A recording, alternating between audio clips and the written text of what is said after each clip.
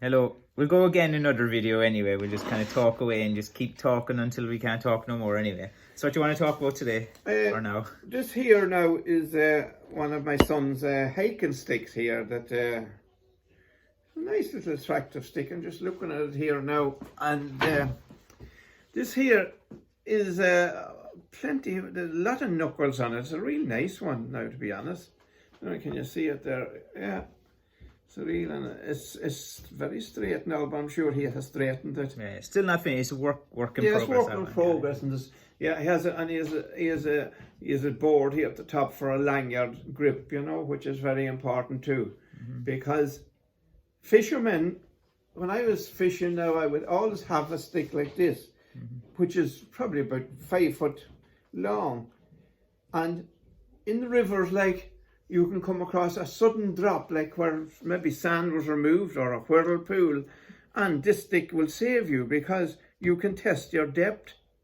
And also with the lanyard, or we call it just a rope or string or whatever, round your wrist, it means it won't float away on you. That you have control of it at all times, because plus maybe you have a fishing rod in your hands. So yeah, they are actually underestimated. They call them hiking sticks now, but I would say more important for the fisherman, who, that he should really have a sturdy pole with him, because they are important. Plus, then there's the other one, which they call a priest, which is he's for when you do catch, we'll say a salmon, the bigger fish, you just use him to knock him unconscious. He just kills him, obviously. You give him a tap on the head. And we small cudgel type sticks. And we call them priests for some reason. Might be something got to do with religion, I'm not sure. Well, they get their last rites. Yeah, so this here is a sort of a priest here. I see that my son has. I think you destroy fish with that, like if you hit it. Maybe it's smaller. Yeah. Well, this might be for the bull that was in the field. You'd have to watch out for different things. This is a widowmaker, I think. Yeah, we're lucky we have no black bears or brown bears or anything here in Ireland. No wild animals, just wild men. Or no snakes even. Well, not. There are a few snakes anyway. And the snakes we have are walking on 2 feet usually.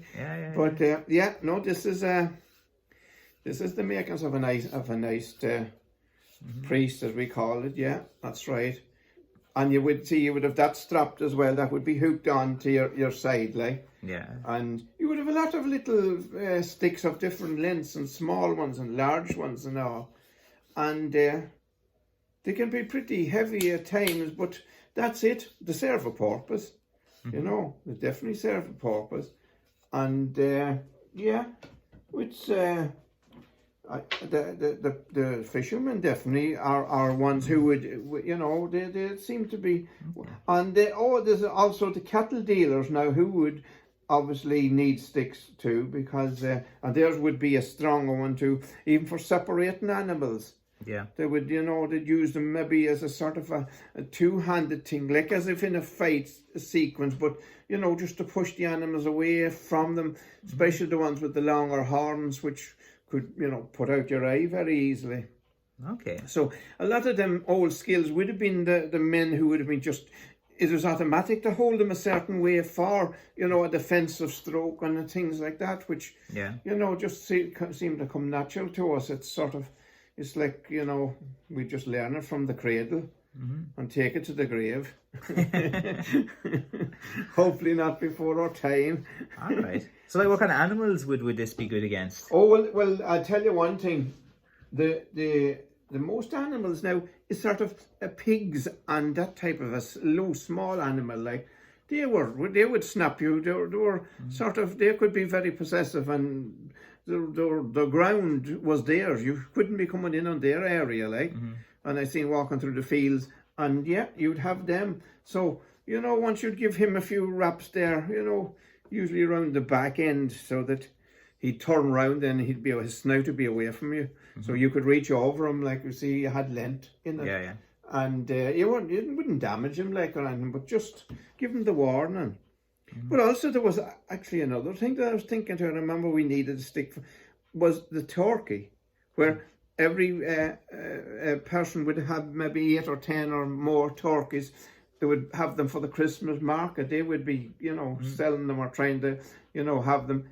But they could be a bit decrepit as well. They'd go for you. Oh yeah. Oh yeah, and actually, I remember reading somewhere that turkeys were used as guards, a guard type of a board. Okay. In places. I hadn't heard that before. Oh yeah, the same as some of the farmers have these emus and stuff for to kill the foxes. They will go after foxes and keep them away from the farms, for where hens and ducks and stuff are. But there's a great history with stick making and all that, and it takes time to remember it all now.